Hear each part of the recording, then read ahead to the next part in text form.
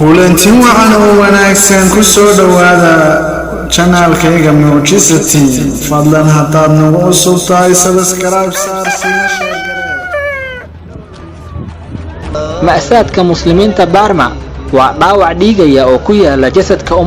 ummadeenana waxay u muuqataa mid iska ilowday amba ugu yaraan ka gaabisay inay bixiso jawaabtii ku habooneed.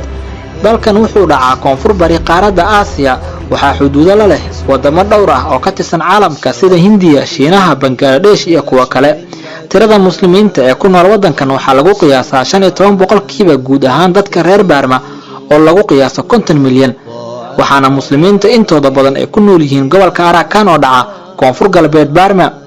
dadka ugu badan ee ku nool gobolka Arakan waa muslimiinta oo ah 70% tirada guud ee dadka degan Arakan. haddana iyadoo sidaas ay tahay waa meelaha ugu badan ee ay ka dhacaan gaboodfalada xanuunka leh ee loo geysanayo muslimiinta Rohingya. marka si faahfaahsan looga hadlo muslimiinta waxay ka kooban yihiin qowmiyado badan waxaana badankood ay yihiin dadka asal ahaan degi jiray wadanka ee qaatay diinta islaamka xilli fog gaar ahaan waqtigii khilaafada Cabbaasiyiinta. waxaa sidoo kale jira dad aan badnayn oo ka tagay wadamada deriska la ah Burma oo muslimiin ah kuwaas oo u badan muslimiinta ka timid wadamada Pakistan iyo Bangladesh. dhibaatada haysata muslimiinta Rohingya ma ahan wax soo bilowday sanado dhow. sanadkii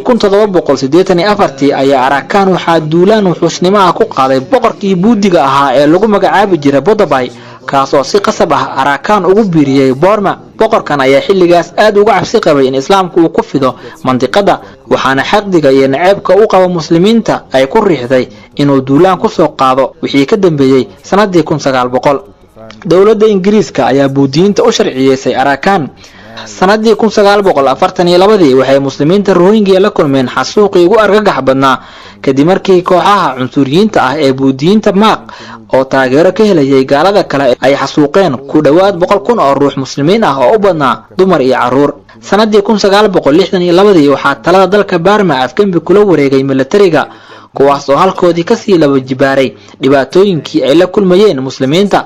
waxaana gaboodfaladii uu maalintaas bilaabay militariga ay noqdeen kuwa joogto ah oo soo gaaray ilaa iyo casrigan iyadoona generaal walba mid ka xiga uu kala dardaarmo gumaadka iyo ciribtirka muslimiinta wadanka. Muhammad Qasim waa taariikhyahan muslim Rohingya ah oo ku nool Arakan wuxuu sheegayaa in dhibaatada haysata muslimiinta ay ahayd mid soo jireen ah loona beegsanayo islaamnimadooda. لم يكن يطلق على هذه الأرض اسم بنغلاديش فهذا اسم ظهر بعد عام 71 ولم تكن حكومة بورما تسميه. كان هراي لوغوما ييري جيرين magaca Bangladesh waa magac soo shacbaxay wixii ka dambeeyay sanadkii 1971 dawladda Burma looguma yeeri jirin magaca Bangaaliyiin, Bakistaaniyiin ama xitaa Hindi balse maanta waxay noogu yeerayaan Bangaaliyiin sababtoo ah waxaan nahay dad muslimiin ah manihin Bangaaliyiin mana doonayno in dhulkan Bangladesh la siiyo. اليوم بنغاليين لإسلامنا لسنا بنغاليين ولا نريد إعطاء هذه الأرض بنغلاديش. dhibaatooyinkii ay sanadihii la soo dhaafay la kulmayeen muslimiinta Burma way adag tahay in lagu soo koobo warbixino amba xalaqaad kooban waana sooyaal gaboodfalo oo soo jireen ahaa tan iyo markii uu islaamku ku fiday dhulkaas gaboodfaladaas oo astaan u ah xumaan iyo xiqdi oo idil.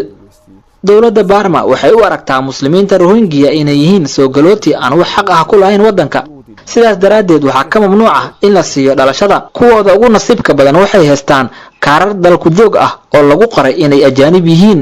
Mitili waa deegaan ka mid ah gobolka Arakan wuxuu deegaanka martigeliyay gaboodfalo xanuun badan oo ay geysteen ciidamada buudiinta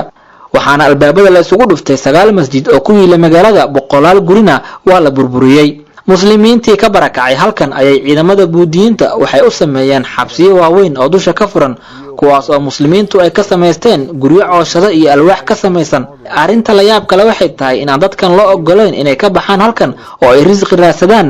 waxaa ka mamnuuc ah inay ka ganacsadaan suuqyada magaalada iyo kuwa gobolka. Uthman Ghani oo ka mid ah muslimiinta degan halkan xubno ka mid ah qoyskiisana ay buudiintu dileen ayaa ka waramaya dhibaatadii uu la soo kulmay. حاولنا الهروب على متن قارب لكننا هوجمنا من قبل بعض الناس بالسيوف والسكاكين وكان على متن القارب حوامل وأطفال وقد قتل بعض الرجال ألقوا بأنفسهم. waxaan isku daynay inaan doonyo ku baxsano balse waxaana soo weeraray dad baangado iyo mindiyo ku hubaysan waxaa doomaha saarnaa haween uur leh iyo caruur qaarkoodna goobta ayaa lagu dilay. ragga qaarkood doonta ayay ka boodeen iyagoo webiga isku tuuray si ay u badbaadaan wiilkayga oo 12 sano jir ah way gowraceen kadibna meydkiisa ayay tuureen korkiisa dhaawacyada tooreyda ah ayaan ku arkay waan murugooday balse waxaan qaban karay malahan رأيت الطعنات على جسده حزنت كثيرا لكنني لا أستطيع فعل شيء gumaadka bahalnimada ah ee lagu haya muslimiinta waxaa dhiirigelinaya gadaalna ka taagan baadariyiinta xagjirka ah ee buudiyiinta kuwaas oo sheegaya in muslimiintu halis ay ku yihiin jiritaanka diimahooda baadilka ah nin lagu magacaabo Wan Atara waa mujrim ka mid ah baadariyiinta ay caabudaan buudiyiinta wuxuu ku faraxsan yahay gumaadka ay u geysanayaan walaalaheena muslimiinta ee reer Barma isagoo marmarsiimo ka dhiganaya in haddii aan laga hortagin muslimiinta uu dalku qarka u saarnaan doono in uu gebihaanba gacanta u galo dadka muslimiinta ah نحن نؤمن بالبوذية فإذا الحكومة أهملت ديننا فإنها ستكون نهاية الديانة البوذية وستختفي دولة anigu waxaan aaminsanahay buudiyada haddii ay xukuumadda iska hilmaanto diinteena taasi waxay noqonaysaa dhamaadka diinta buudiyada dawladda Myanmarna waxay noqon doontaa mid la waayo gabi ahaanba waxaad arki kartaa taariikhda caalamka wixii ka dhacay Malaysia iyo Indonesia kuwaas oo noqday wadamo muslimiin ah markii ay meesha ka baxday diinta buudiyada haddii aan noqon dad soo jeedo oo ifoon waxay noqon doonaa dawlad muslima ماذا حصل لماليزيا وإندونيسيا اللتين أصبحتا مسلمتين حيث اختفت الديانة البوذية وإذا لم نكن متيقظين بما فيه الكفاية فسنصبح دولة مسلمة ilaa iyo hadda lama hayo tirakoob rasmi ah oo muujinaya tirada dadka muslimiinta ee ku dhintay tacadiyada ay caqdiyadii la soo dhaafay la kulmayeen muslimiinta Rohingya balse waxaa la qiyaasaa in dadkaas aysan ka yarayn 100,000 oo dhimasho ah halka 100,000 oo ruux ay ka soo carareen guryahooda kuna dhibaataysan yihiin wadamada isla ah Burma sida Bangladesh, Malaysia iyo Thailand ma jirto soo dhaweyn wanaagsan oo ay muslimiinta Rohingya kala kulmaan wadamada ay u soo barakaceen waxaana wadamada qaar muslimiinta ka faa'iideysanaya hay'adaha tansiiriga ah oo bilaabay gaalisiinta dadka qaxootiga ah ee ka soo cararay gumaadka buudiyiinta dhawaan warbixin soo baxday waxay sheegaysaa in hay'ado tansiiri ah ay ka shaqo bilaabeen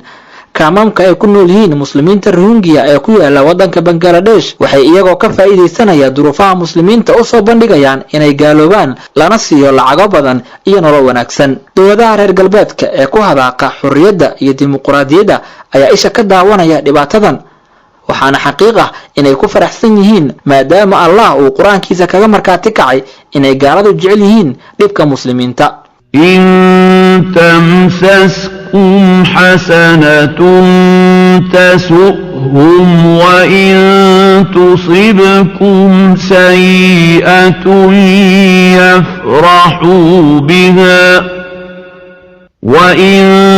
تصبروا وتتقوا لا يضركم كيدهم شيئا إن الله بما يعملون محيط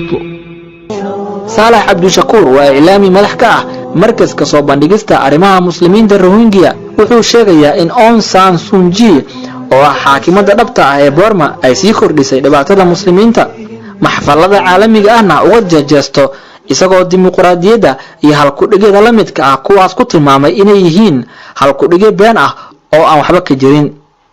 إضافة إلى ذلك والد أون سان سوشي دعمت من قبل الروهينجيا في الخمسينات الميلادية لما وصل والدها لسدة الحكم هذا أمر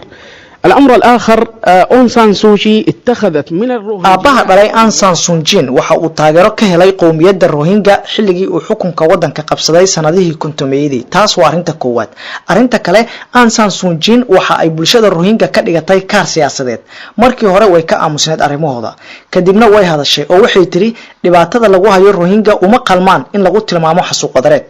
talaabadii ugu dambeysay ee Aung San Suu Kyi ay qaadayna waxay ahayd inayba ku jeestay xasuuqa ka dhanka ah bulshada Rohingya laba maalin ka hor iyadoo ka qayb galaysa munaasabad ka dhacday Singapore ayaa cunug yar waxa uu wax ka weydiiyay xasuuqa lagu hayo Rohingya markaas ay ku qosashay oo ay dadkiina ka qoslisay dhammaan ballamihii ay qaadayna way jabisay gumaadka iyo gubitaanka hadda socdana aad ayuu uga badan yahay wixii aan aragnay sanadkii 2012 عن إبادة الروهينجيا قامت وضحكت وأضحكت الجماهير أخلفت بكل وعودها ونحن الآن هذه المجازر والحرق الذي يحصل الآن فاقت المجازر التي شاهدناها في 2012 marka laga hadlo muslimiinta Rohingya aysan u suurtagelin inay ka soo cararaan wadankooda waxa haysta dhibaatooyin aad u daran oo Allah oo kaliya uu og yahay sababtoo ah ma jirto wax xiriir ah oo laga hayo muslimiinta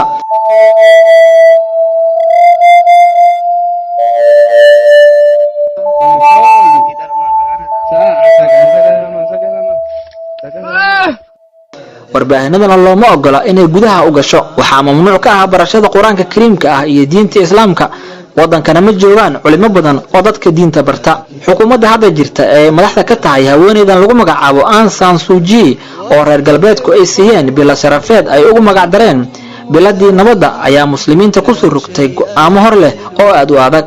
waa xaalad adag oo dadka qaar ay ku tilmaamaan inay tahay mid u dhaxaysa nolol iyo geeri waa dad ku jira qafisyo waaweyn oo lagu geedaamay aan haysana cunto iyo biyo toona looma ogolo inay ka baxaan halkaas waxaa sidoo kale mamnuuc ka ah inay galaan hay'adaha sheegta gargaarka gaal iyo muslim mid ay doonaan ha noqotee allahna waxaan u weydiinaynaa in faraj khayr leh uu keeno muslimiinta ku dhibaataysan adduunkan dulmigu hareeyay